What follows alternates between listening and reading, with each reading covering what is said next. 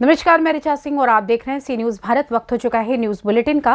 News bulletin में बात करेंगे बरेली की, जहां बहेड़ी में जमीन को लेकर दर्ज हुआ मुकदमा, और बात होगी बुलंदशहर की, जहां अज्ञात युवक की बाइक अनियंत्रित होकर पेड़ से जा टकराई, युवक की हुई मौत। और बात होगी राजगढ़ की, जहां प्रभारी ने यातायात नियमों का पालन करने के लिए लोगों से की अपील। और भी तमाम खबरों पर आइए करते हैं विस्तार से चर्चा। बरेली के बहेड़ी में बाईपास मार्ग किनारे बिलाल मस्जिद के पास बेशकीमती जमीन को लेकर दो पक्षों ने एक दूसरे पर अवैध रूप से कब्जे की कोशिश करने के आरोप लगाए हैं। इस पूरे मामले में एक पक्ष ने अपर पुलिस महानिदेशक से मिलकर कार्यवाही की मांग की है, तो वहीं दूसरे पक्ष ने भी गंभीर आरोप लगाते हुए धारा 307 सहित अन्य गंभीर धाराओं में 8 आरोपियों के खिलाफ कोतवाली बहेड़ी में मुकदमा दर्ज कराया है। आपको बता दें, बहेड़ी नगर के मोहल्ला टांडा निवासी अफरोज जहां पत्नी नसीम अहमद का कहना है कि उसके ससुर सैयद अहमद ने अपने सहयोगी के साथ मिलकर जमीन खरीदी थी। इसके बाद संपत्ति का आधा आधा बंटवारा भी कर दिया गया। आरोप है कि अब दूसरे पक्ष से ये सभी लोग उसके ससुर की संपत्ति को हड़पना चाहते हैं और उसके परिवार को तरह तरह से प्रताड़ित कर रहे हैं। आरोप है कि इसी के चलते दूसरे पक्ष के लोगों ने घर में घुसकर गाली गलौज की और विरोध करने पर उसको थप्पड़ जड़ दिया। इसी बीच आसपास के लोगों के पहुंचने पर जान से मारने की धमकी देकर मौके से फरार हो गया। जिसके बाद मामले की शिकायत अपर पुलिस महानिदेशक से कर कार्रवाई की मांग की गई है। दूसरे पक्ष की महिला जरीना की ओर से भी गंभीर आरोप लगाए गए हैं, जिस पर पुलिस ने धारा 307 के तहत विभिन्न धाराओं में 8 लोगों के खिलाफ मुकदमा दर्ज किया है।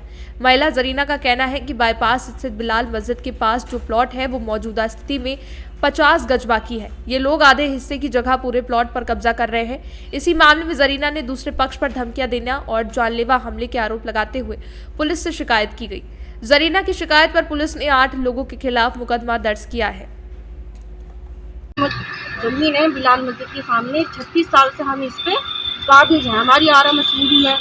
और ये जो लेडी हैं जरीना, इनकी जो पति हैं मंजूर अहमद, इन जहूर अहमद के लड़के, और इनकी मंजूर अहमद के 3 बेटे भी हैं, मोहम्मद सैफ, वसीम और मोहम्मद शारिफ। ये सब मिलके हमारी ज़मीन पे कब्जा करना चाहते हैं। हम योगी झूठे मुकदमे हैं, हम अपनी जानों का सब सबका डर है।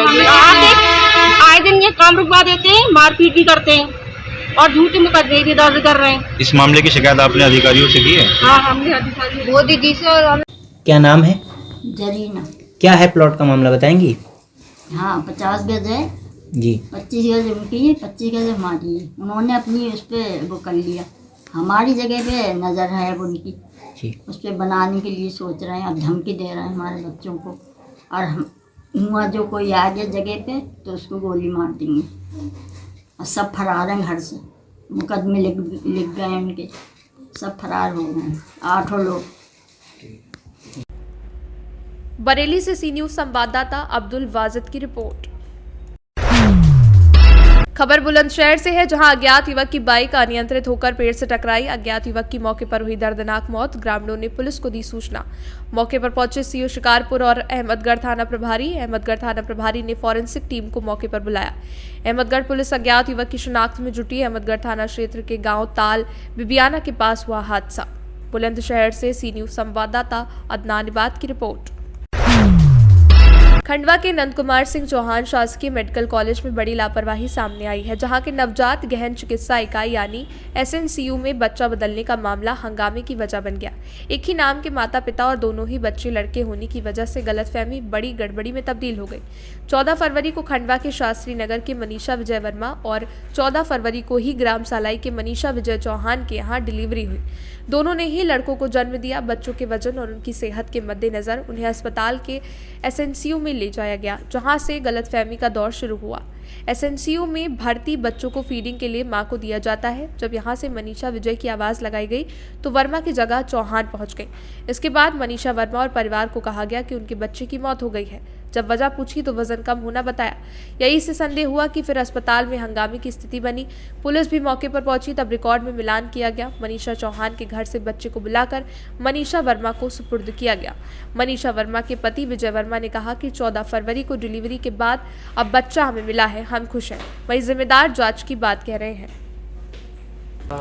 बच्चे का ये अपने डिलीवरी हुई थी 14 फरवरी को 11:16 पे। मेरा बच्चा था 3 किलो 2 किलो 900 ग्राम का।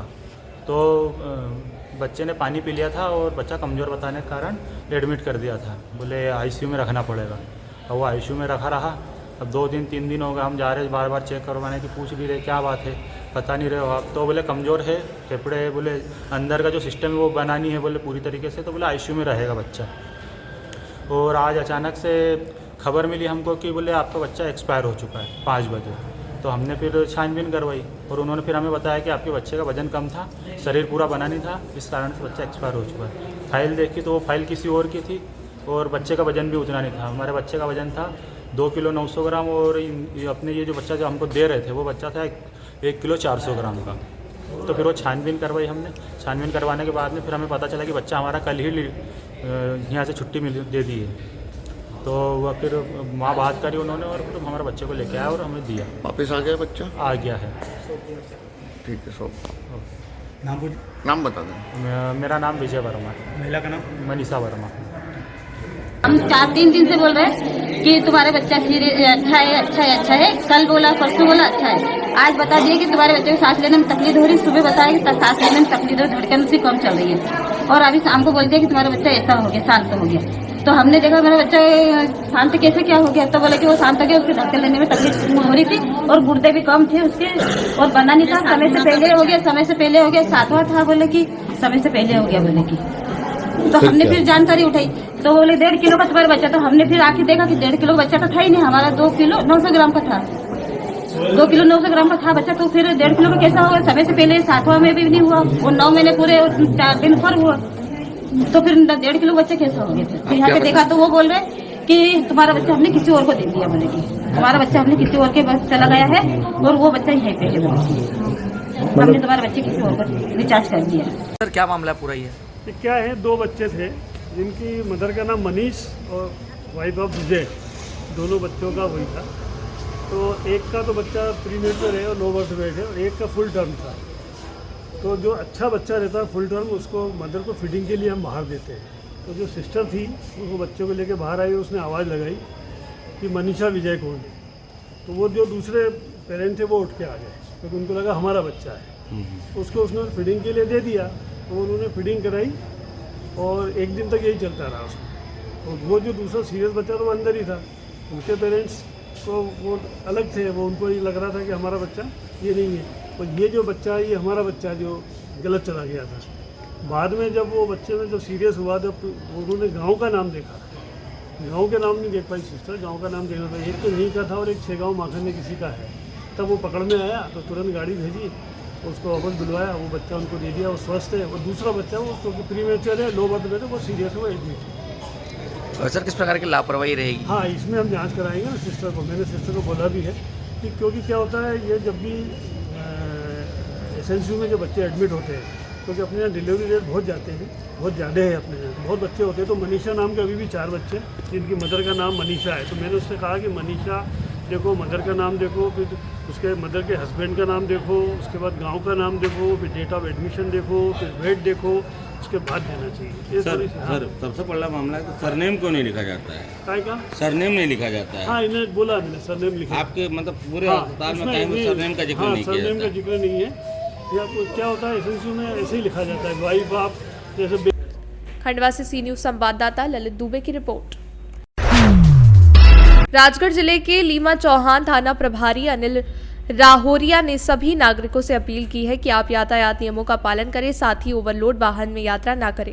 ओवरलोड वाहन में यात्रा करने से बच्चे ताकि दुर्घटना ना हो। जीवन अनमोल है, इसका सही उपयोग करें। अगर कोई लोडिंग वाहन चालक सवारी बिठाता ऐसा करता है तो उस पर सख्त कार्यवाही की जाएगी।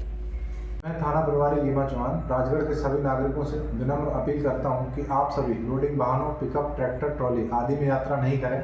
ऐसा करना जोखिम भरा हो सकता है और जान माल की क्षति हो सकती है। ऐसे वाहन चालक और वाहन स्वामी ध्यान रखें कि लोडिंग वाहनों में सवारी बैठाना कानून का उल्लंघन है और दंडनीय अपराध है। ऐसा करने पर सख्त कार्रवाई की जाएगी। इसी प्रकार ऐसे वाहन जिनमें LPG गैस सिलेंडर की किट लगाई जाती है, उनमें अचानक आग लगने से सवारियों की जान को खतरा हो सकता है।